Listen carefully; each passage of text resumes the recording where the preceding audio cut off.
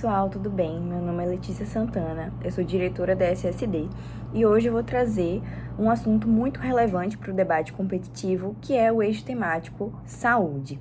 A ideia aqui é que a gente converse sobre alguns assuntos que são relevantes e que são também atuais, para que a gente tenha um repertório maior e consiga, dentro do debate, trazer novas perspectivas e convencer a mesa de que os nossos argumentos são válidos e que devem ser pontuados, creditados dentro ali daquele debate como os melhores discursos, porque esse é o nosso objetivo.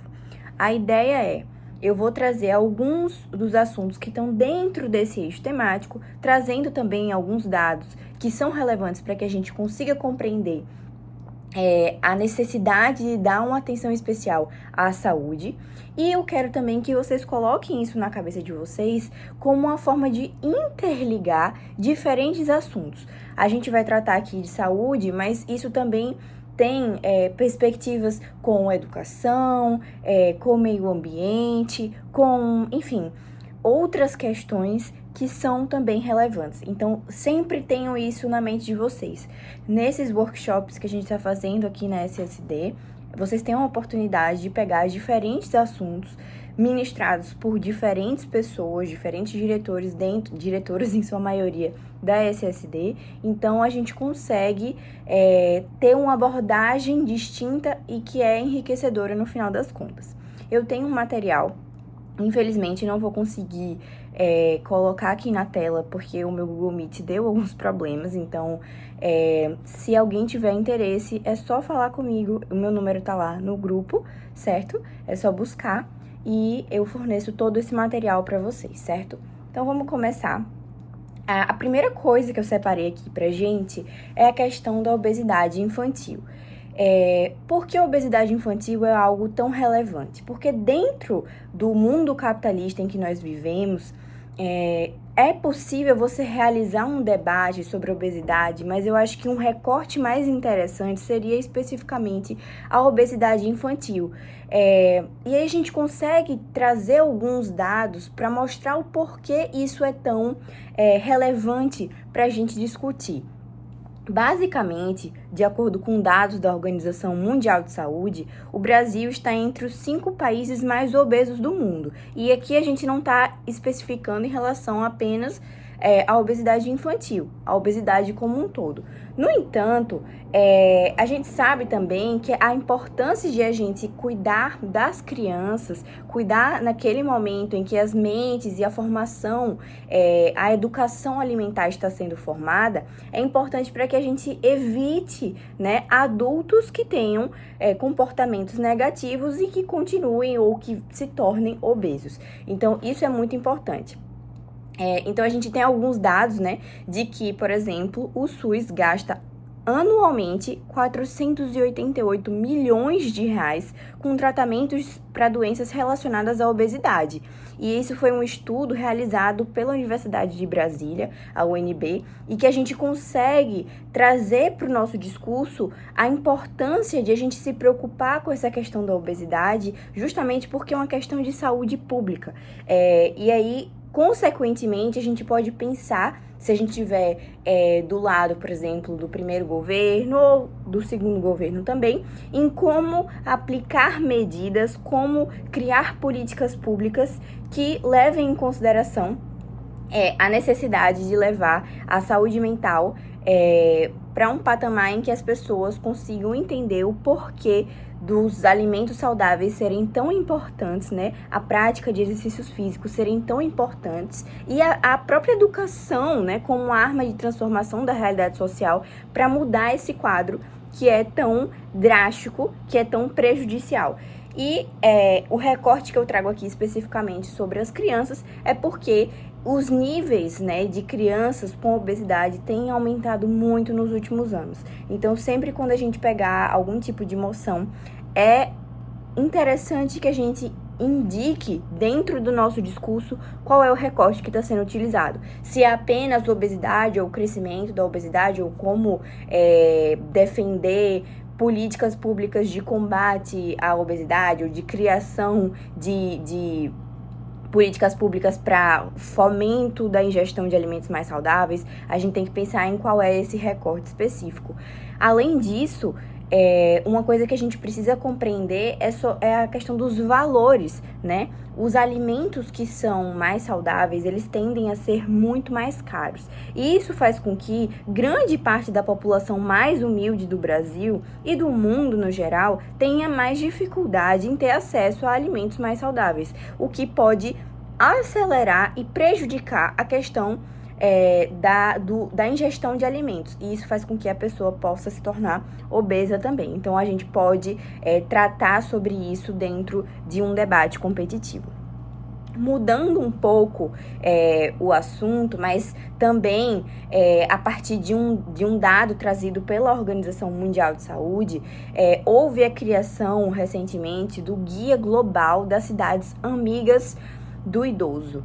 E o que é esse guia? A gente vai falar agora também sobre a saúde do idoso. Por que essa saúde é importante? Porque a saúde, ela é a fonte primária das experiências prazerosas da vida. Então, a gente tem que abrir o nosso olhar e entender que não só as crianças e os adultos no geral precisam ter uma boa saúde, mas principalmente os idosos, porque a gente tá vivendo um fenômeno mundial e também no Brasil em que a quantidade, a parcela da população idosa está cada vez maior.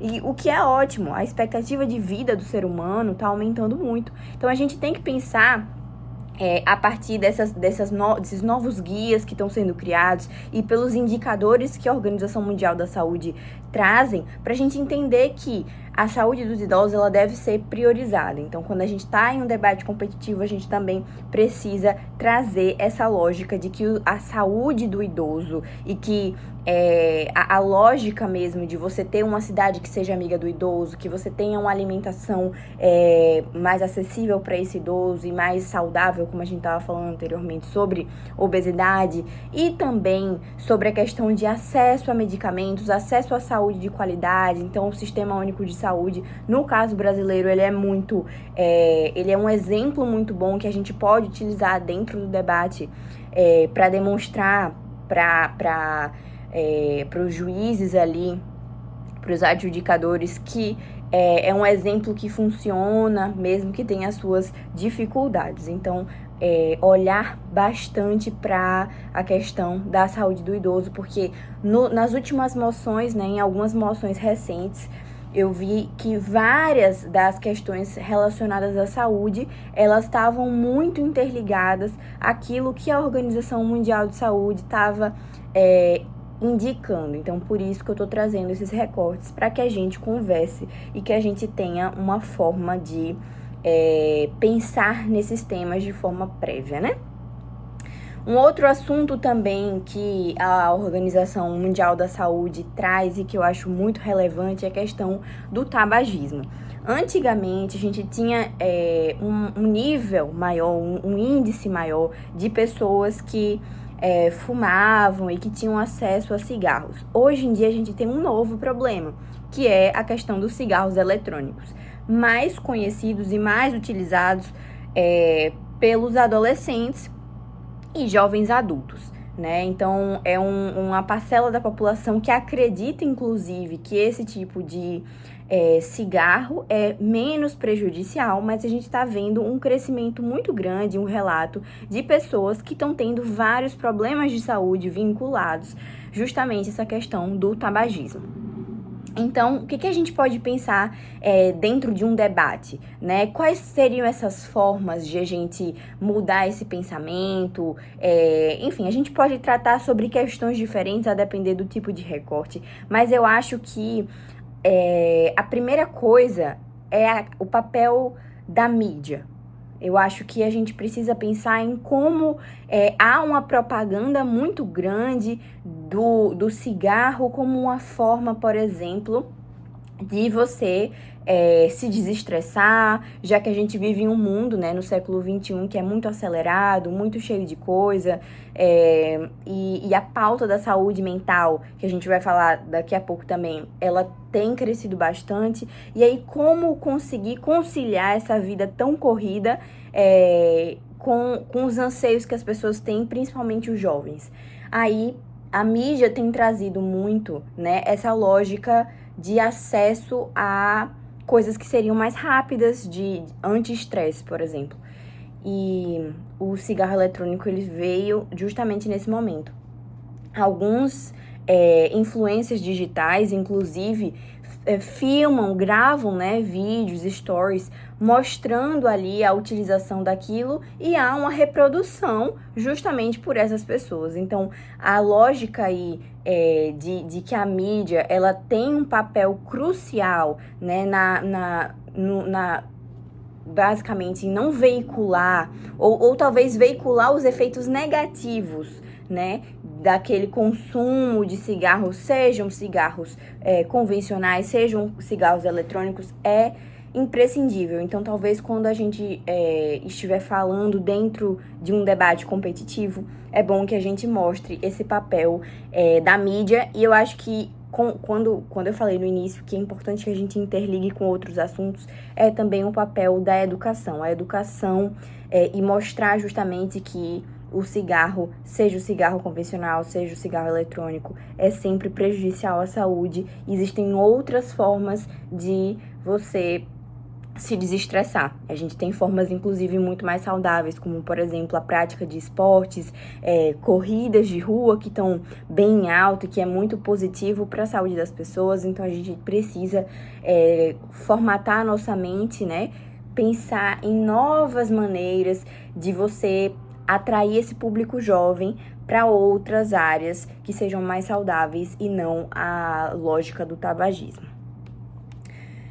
Continuando, vamos falar um pouquinho também sobre a questão da vacinação. Porque a vacinação é algo muito importante hoje em dia. A gente tem aí, dentro da lógica do Brasil, uma história que é relativamente recente, ali no século XX, né, da revolta da vacina. A gente sabe que na época da revolta da vacina, a gente tinha uma necessidade de mudar a lógica de quem é que seria vacinado, como é que isso seria feito. Enfim, ao longo dos anos, isso foi mudando bastante. As vacinas, inclusive, ganharam uma repercussão muito maior. Várias crianças no Brasil sendo vacinadas desde dos seus primeiros dias de vida ali, conseguiram reduzir drasticamente os índices de, por exemplo, paralisia cerebral, poliomielite e outros tipos de doenças. Só que em um passado exatamente bem recente, um pouquinho antes ali da Covid-19, a gente já via um movimento contra a ciência e contra a vacinação, que é algo que pode ser muito explorado pelos organizadores de campeonatos quando eles colocam ali, né, moções vinculadas a isso, né, na importância da vacinação. Então, eu acho que é extremamente relevante, é um assunto extremamente atual também, que se vincula à questão também da Covid-19, quando a gente teve ali um vírus que poderia e foi combatido através da vacinação, não só no Brasil quanto no mundo. Então, mostrar esse papel da vacinação como primordial para a garantia da saúde da população, não só brasileira, como mundial. A gente tem que analisar qual é o tipo de moção que está sendo trazida para a gente. Um outro assunto também que eu acho relevante é a questão dos desafios do sistema de saúde. E isso a gente pode pensar na lógica agora da oposição, né? A oposição pode explorar bastante esses temas, essas moções que trazem os desafios do sistema de saúde. O sistema de saúde brasileiro, o Sistema Único de Saúde, que é o SUS, ele é um exemplo para o mundo, né? A gente tem um país com dimensões continentais e que mesmo assim a gente consegue ter vários acessos facilitados para toda a população. Só que esses acessos nem sempre são da melhor forma possível. A gente sabe que o SUS ele é excelente, ele é necessário, Como eu já disse, ele é um exemplo, mas ele também tem os seus desafios, ele também tem que ser melhorado em alguns pontos. E aí eu acho que é interessante mostrar, né, como a maioria dos hospitais brasileiros não tem os insumos necessários para atender adequadamente os pacientes. Então, você pode até ter profissionais de saúde, sejam médicos, enfermeiros, enfim, outros profissionais que estão ali para atender, que estão ali na melhor das intenções, mas que às vezes não tem o material de trabalho necessário. Então, o sistema de saúde, ele precisa ser pensado em uma lógica tanto na questão dos profissionais, como também na questão dos insumos, né? Quem é que está organizando isso? Como é utilizada a verba governamental para a saúde? Então, eu acho que esses desafios do sistema de saúde, eles podem ser muito explorados, tanto pelo governo, mas aqui, principalmente pela oposição, né? Se a gente estiver falando, por exemplo, de uma moção que está defendendo o sistema de saúde, a gente não vai questionar, né, se o sistema de saúde ele é necessário ou não, se ele é importante ou não, porque isso é um fato. O que a gente vai questionar? Se esses desafios, eles existem simplesmente porque não tem como você resolver ou porque há uma negligência governamental ou algo nesse sentido que está impedindo que o sistema de saúde consiga atender as pessoas da melhor forma possível. Então, é interessante que a gente pense dessa forma. Alguns assuntos também que eu acho que podem ser abordados em moções, talvez a lógica da automedicação, né, que tem alguns dados recentes mostrando isso. O Instituto de Ciência, Tecnologia e Qualidade, que é o ICTQ, constatou que 72% dos brasileiros utilizam medicamentos sem nenhum tipo de recomendação médica. Recentemente a gente teve aí um boom, né, de medicamentos que são para emagrecimento. Na realidade, são medicamentos para pessoas diabéticas, mas que foram também implementados agora para perda de peso. Enfim, eu acho que é interessante a gente perceber como essa automedicação, como você ir na farmácia, esse acesso facilitado de você ir na farmácia e comprar remédio, é positivo de certa forma, mas ao mesmo tempo ele é perigoso, porque se você não tem um controle, se você se automedica sem justamente ter um acompanhamento médico necessário, isso pode causar diversas outras questões, diversos outros problemas de saúde, né? O Kantar Ibope Media realizou também um levantamento que verificou que em 2015, né, 10 anos atrás, foram investidos 8 bilhões de reais em propagandas de remédios, né, que é um incentivo a essa utilização desenfreada de medicamentos no país. E Mondiaro, por exemplo, como eu estava falando anteriormente, você tem acesso a uma propaganda muito grande, não só em questão das farmácias, mas também em relação à internet. A internet tem veiculado muito isso, utilize o Mondiaro ao invés de você ter uma alimentação saudável, porque é mais difícil. Às vezes a pessoa já esteve em um processo de emagrecimento, não está conseguindo, por exemplo, e aí vai pelo caminho que a pessoa acredita que é mais fácil. Só que a automedicação, ela é muito perigosa. Então, esses dados que eu trouxe, eles são alarmantes e eles mostram como pode ser utilizado em uma moção. A gente não precisa utilizar necessariamente dados dentro de moções, mas a gente pode utilizar a lógica por trás, né? A gente não precisa lembrar que são 72% dos brasileiros que compram esses medicamentos sem nenhum tipo de recomendação médica. A gente tem que dizer que mais da metade dos brasileiros, né, se automedica no Brasil, e que isso é algo muito preocupante. Ainda na lógica pós-Covid, né, de você pensar no que a Covid foi, que foi uma pandemia, e pensar também que essa pandemia ela pode não ter sido a última e provavelmente não vai ser. Existem relatos, né, estudos que indicam que provavelmente vão existir outras pandemias daqui para frente, por várias questões sanitárias, questões de globalização, Enfim, existem indícios de que sim, podem existir novas pandemias. E como é que a gente vai estar preparado para isso?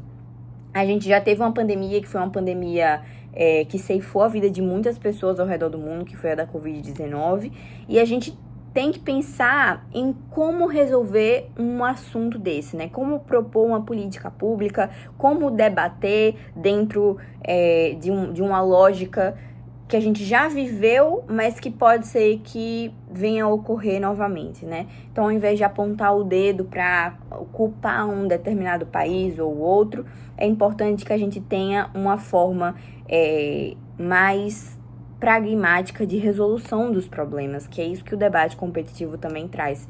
Então, pensar em recomendação de vacinas para turistas, por exemplo, entender como é que funcionam as superbactérias, né? O próprio Ministério da Saúde apontou que as superbactérias são uma das 5 maiores preocupações da área da saúde na atualidade. Então, a gente tem que pensar também nessa lógica de como combater pandemias, né? Como a gente consegue lidar com a coisa que muitas vezes pode ser quase que inevitável, né? Como é que a gente vai lidar com isso? Utilizando o exemplo, as coisas positivas e negativas de como os estados ao redor do mundo, né, conseguiram resolver ou combater esse problema, e como é que a gente poderia fazer e repensar no futuro. É algo que eu acredito que pode ser bem explorado nos debates competitivos no geral.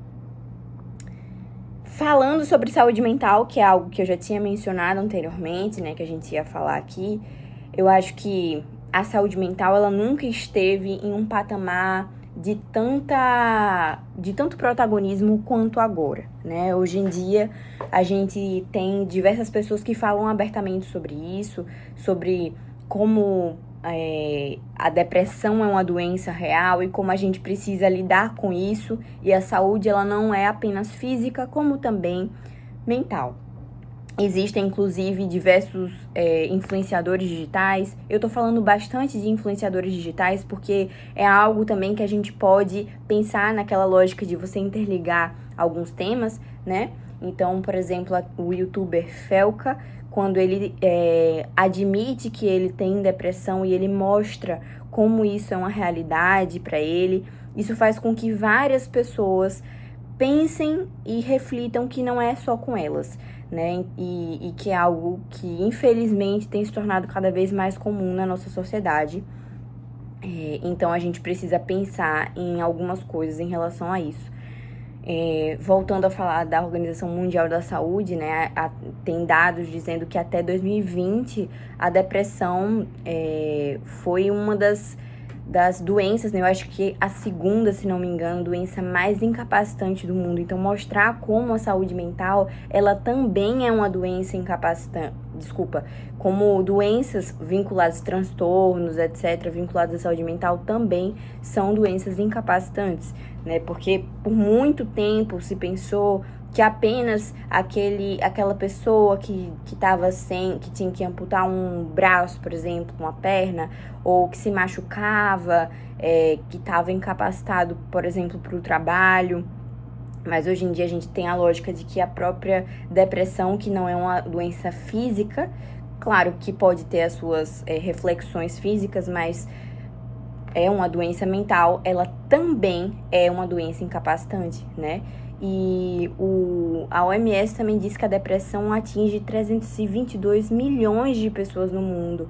Então, isso mostra a relevância e como a gente precisa olhar para a saúde mental, e não só a depressão, como também a ansiedade e diversas outras patologias que a gente precisa pensar. A saúde mental, ela deve ser colocada em um patamar de igualdade em relação à saúde física. Quando a gente pensa, por exemplo, eu preciso ir para academia, eu preciso me alimentar bem, eu preciso beber água, todas essas coisas que a gente já conversou em relação à obesidade e tudo mais, que é uma preocupação real, a gente também tem que pensar.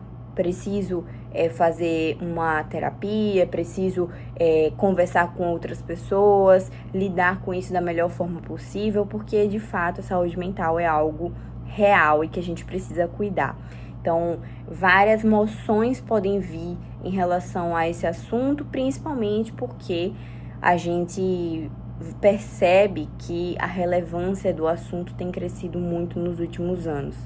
E a gente não pode deixar isso de lado. Claro que os assuntos de saúde, eles vão ser colocados dentro de moções que podem ser debatidas. A gente não vai existir uma moção, por exemplo, de discutir se a depressão é uma doença real ou não, porque isso é um fato, é uma doença real.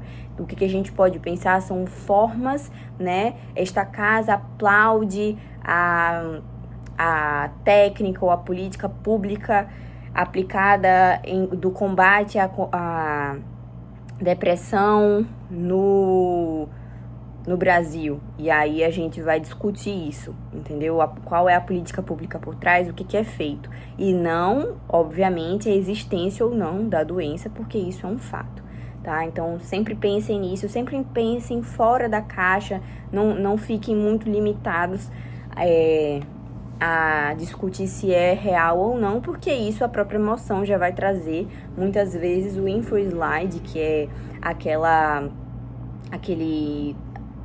informações complementares, às vezes explicativas mesmo em relação à emoção, elas vão demonstrar o que é a depressão, por exemplo, ou algum tipo de doença mais específica, e aí na emoção a gente está discutindo políticas públicas de determinado país em relação ao combate àquelas doenças, tá? Outro assunto muito interessante é a questão da telemedicina, né, que foi regulamentado, digamos assim, no Brasil, depois da pandemia também. Antes eram em casos muito específicos, e hoje é algo muito mais fácil, digamos assim, é algo mais real. Você consegue marcar uma consulta com o médico e ter acesso àquela consulta de forma virtual, né? Como a gente tá fazendo aqui.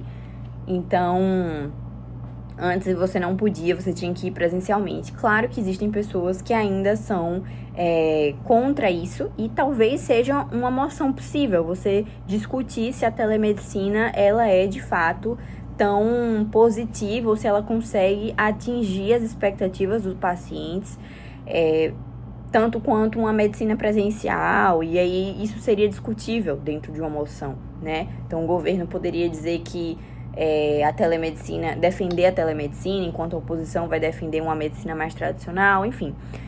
A gente pode pensar em moções nesse sentido, né? Porque é algo recente, relativamente recente no Brasil, e é algo que a gente não tem tido tanta repercussão, mas porque no geral tem funcionado, né? Eu acho que a repercussão ela é muito mais quando há algo de errado.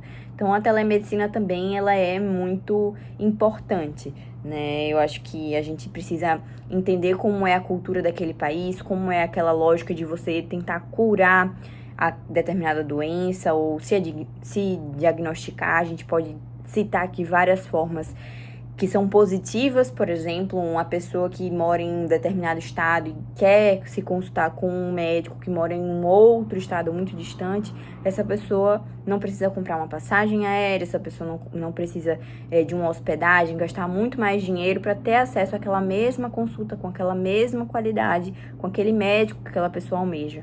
Então, a telemedicina ela vem aí para criar um novo paradigma para a medicina, mas a gente também pode discutir se esses médicos, esses profissionais da área da saúde estão preparados de fato para lidar com os anseios dos pacientes dentro dessa nova lógica da telemedicina. Já aí para finalizar, os assuntos, eu pensei também na lógica de doação de órgãos e doação de sangue. São coisas bem distintas, são formas bem diferentes, mas a doação no geral é algo que a gente também não discute a importância, tá? Uma moção não vai discutir se a doação de órgãos ou de sangue ela é importante. O que pode ser discutido são as maneiras, os cadastros, para você ter acesso àquilo, principalmente dentro da lógica da doação de órgãos, né? Porque a gente sabe que existem listas de prioridades para aqueles pacientes e a gente também sabe que, infelizmente, existe um mercado paralelo, né? E aí a gente precisa entender como isso enfraquece a própria lógica da doação de órgãos, que é tão importante, né? Muita gente fica com medo de doar, de se autodeclarar um doador de órgãos quando falecer, porque fica com medo daquele seu órgão ir para um caminho errado, ou ir para um lugar que não deveria, porque existe muito esse medo, essa questão, né? Não é tão transparente como a gente gostaria que fosse. Existe um medo de uma corrupção dentro desse ambiente médico hospitalar e que a gente precisa debater, porque a doação de órgãos, em sua maioria, principalmente no Brasil, ela é feita com muita responsabilidade e ela deve ser incentivada porque isso salva vidas. Então, a saúde, ela é muito importante para essas pessoas. Às vezes, o que vai diferenciar a vida e a morte de uma pessoa é o acesso a um rim, é o acesso, enfim, a um órgão que aquela pessoa não está tendo por condições próprias, né? Possibilidade de continuar saudável, digamos assim. Em relação à doação de sangue, que é mais tranquila desse ponto de vista, as pessoas hoje em dia têm tido uma maior aceitação e têm ido doar bastante, mas pensar em campanhas, pensar em formas de você fomentar essa doação de sangue, não ser só quando um parente seu está precisando, ou quando um amigo seu está precisando, e sim algo constante, né? Criar essa rotina na cabeça das pessoas talvez fosse algo interessante para a gente trazer dentro de uma moção, né? Uma rotina de doação de sangue para as pessoas, né? Existem algumas políticas públicas que incentivam, então, por exemplo, existem alguns concursos públicos que vão dar pontuação para aqueles candidatos que doam sangue. Já vi também possibilidade de você pedir isenção, né? Eu acho que não é nem pontuação, eu acho que é isenção mesmo do valor da inscrição nesses concursos públicos. Peço perdão pela informação que eu dei anteriormente. E é isso, assim, a gente precisa pensar na saúde, no geral, como algo coletivo, né? E por ser coletivo, é tão importante para o debate competitivo. Então, se vocês tiverem alguma dúvida, sugestão, se teve algum tema que vocês acham, algum recorte que vocês acham que seria interessante, a gente pode conversar também sobre isso. O ideal é que a gente tenha sempre maneiras, né, de debater sobre os assuntos relevantes e levar o conhecimento sergipano, de certa forma, para esses debates Brasil afora. Muito obrigada pela atenção de todos e estou disponível para qualquer coisa.